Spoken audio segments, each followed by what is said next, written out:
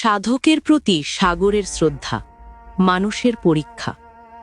কক্সবাজারের সমুদ্র অসীম, নীলাভ, রহস্যময়।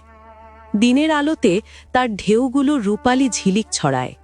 সন্ধ্যায় সে যেন এক নীরব দার্শনিক হয়ে ওঠে। ঢেউয়ের গর্জন, বাতাসের নোনা গন্ধ, সব মিলিয়ে এমন এক পরিবেশ যা মানুষের অন্তর স্পর্শ করে। সেই সমুদ্রের তীরে একদিন ঘটল এক অবিস্মরণীয় ঘটনা, যা দেখল কয়েকজন শিষ্য। গুরু হামিম জাহির ছিলেন এক শান্ত, নির্লোভ আধ্যাত্মিক সাধক। তার চোখে অদ্ভুত প্রশান্তি, কথায় মমতা, আচরণে গভীর সত্যের ছোঁয়া। তিনি নিজেকে কখনো বড় করে দেখাতেন না, কিন্তু তার উপস্থিতি, তার নীরবতা সবকিছুই বলে দিত তিনি সত্যের খুব কাছাকাছি একজন মানুষ। একদিন তার কয়েকজন শিষ্য উচ্ছ্বাসে এসে বলল, গুরুজি, আমরা আপনাকে নিয়ে একটু ঘুরতে যেতে চাই। গুরুজি মৃদু হেসে জিজ্ঞেস করলেন, কোথায় যেতে চাও? সবাই একসাথে বলল, সমুদ্র দেখতে, কক্সবাজার। গুরুজি কোনো দ্বিধা করলেন না।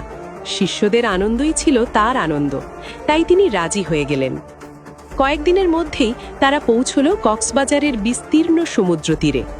সুগন্ধা পয়েন্টের কাছে হোটেলে তাদের থাকার ব্যবস্থা হলো। এক শুভাকাঙ্ক্ষী ব্যক্তি শিষ্যদের জন্য একটি সুন্দর রুম ঠিক করে দিলেন। প্রথম দিন তারা শুধু সমুদ্র দেখল। ঢেউ আসছে, ভাঙছে, আবার ফিরে যাচ্ছে, এক অনন্ত চক্র।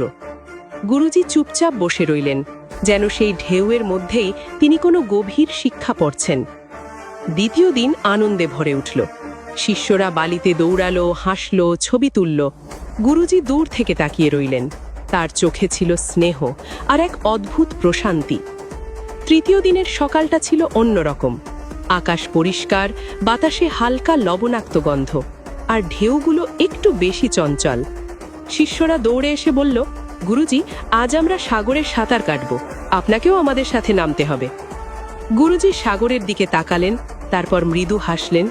চলো, আজ সাগরের সাথে একটু কথা বলা যাক। সবারই নেমে পড়ল পানিতে। ঢেউগুলো একের পর এক এসে তাদের স্পর্শ করছে। কেউ হাসছে, কেউ ডুব দিচ্ছে, কেউ আবার ঢেউয়ের সাথে লড়ছে। হঠাৎ একটু প্রবল ঢেউ এসে আছড়ে পড়ল। এক মুহূর্তের মধ্যে সবকিছু এলোমেলো হয়ে গেল। সেই ঢেউয়ের তীব্র আঘাতে গুরুজির হাত থেকে তার মূল্যবান জিনিসটি ছিটকে বেরিয়ে গেল।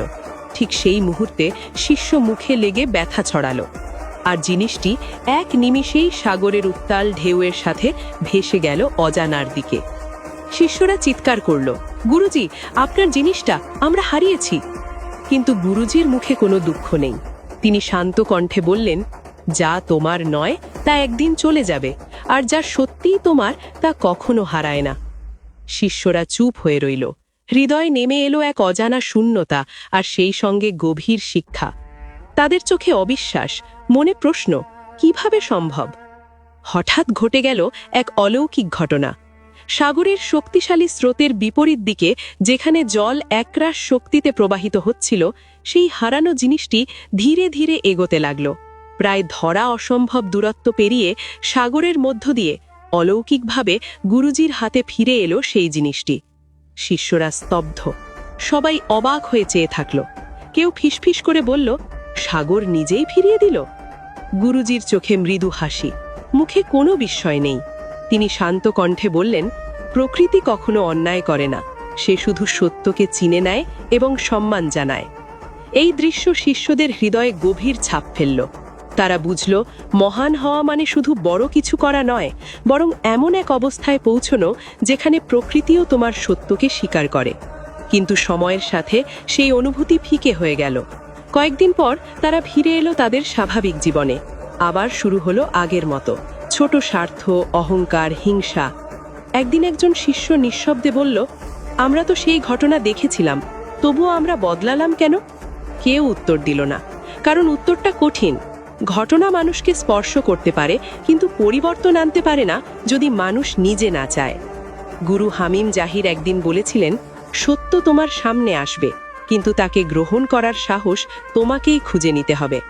সাগর তার শ্রদ্ধা দেখিয়েছিল একজন সত্যিকারের সাধকের প্রতি, কিন্তু সেই দৃশ্য দেখেও মানুষ কি নিজেকে বদলাতে পেরেছে?